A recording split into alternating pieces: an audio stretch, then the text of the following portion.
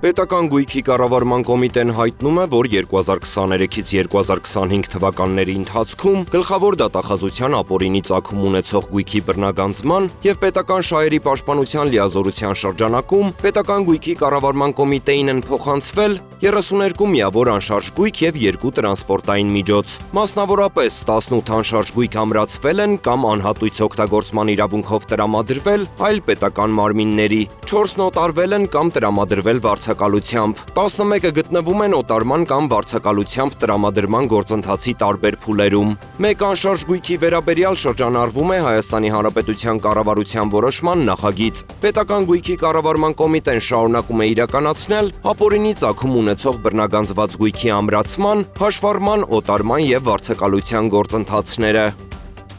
Կառավարությունը նախատեսում է 2024 եւ 2025 թվականներին Արագածոտնի, Արարատի, Արմավիրի, Գեղարքունիքի, Լոռու, Շիրակի, Տավուշի եւ Սյունիքի մարզերում տեղացած կարկուտի հետևանքով հողօգտագործողներին պատճառված վնասների մասնակի փոխհատուցում։ Վնասը որոշակի չափով մեղմելու նպատակով։ Ստորև մամուլի հաղորդագրությունը կառավարությունում այս թեմայով տեղի ունեցած քննարկման մասին։ Ինչպես նշել է էկոնոմիկայի նախարար Գևորգ Պապոյանը, վերջին տարիներին կարկուտի հաճախականությունը եւ ինտենսիվությունը բավականին մեծացել է, որի հետ կապված մեծ վնասներ են հասցվում գյուղատնտեսությանը։ Մասնավորապես 2024 թվականին կարկտահարության հետևանքով ընդհանուր վնասված ցանքատարածություններն ու այգետարածքները կազմել են մոտ 13000 հեկտար, իսկ 2025 թվականին ավելի քան 11800 հեկտար։ 2020 թվականից իրականացվում է գյուղատնտեսության ապահովագրության փորձնական ծրագիրը, բայց վերջին տարիների փորձը ցույց տվեց, որ վնասաբերության բարձր մակարդակով պայմանավորված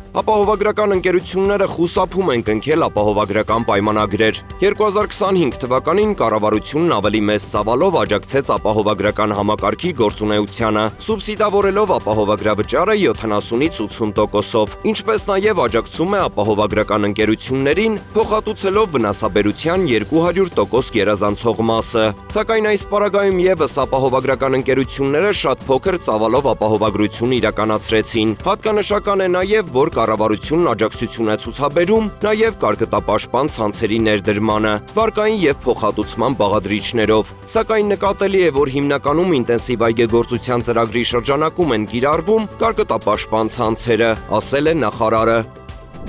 Կառավարությունը որոշել է բարելավել գյուղատնտեսական հումքի մթերումների նպատակով տրամադրվող վարկերի տոկոսադրույքների սուբսիդավորման ծրագրի պայմանները։ Որոշումը պայմանավորված է տնտեսվարողների կողմից 2025 թվականի խաղողի մթերումներ իրականացնելու նպատակով վարկեր ներգրավելու համար անհրաժեշտ ապահովման միջոցների չբավարարող մասի համար բյուջետային երաշխիքներ տրամադրելու անհրաժեշտությամբ։ Ըստ կառավարության տարածած հաղորդագրության որոշմամբ առաջարկվում է ծրագրում կատարել համապատասխան լրացումներ եւ փոփոխություն, ըստ որոնց խաղողի մթերումների նպատակով տրամադրվող վարկերի գծով տնտեսվարողների մոտ ապահովման միջոցի ոչ բավարար մակարդակի դեպքում Հայաստանի Հանրապետության կառավարության կողմից 2025 թվականի սեպտեմբերի 1-ից մինչև 2025 թվականի դեկտեմբերի 30-ը տրամադրվում է մինչև 50%-ի չափով բյուջետային երաշխիք, բայց ոչ ավելի քան 2024 թվականին արտահանված արտադրանքի արժեքը։ Էկոնոմիկայի նախարարին հանձնարարվում է մշակել եւ սույն որոշումն ուժի մեջ մտնելուց հետո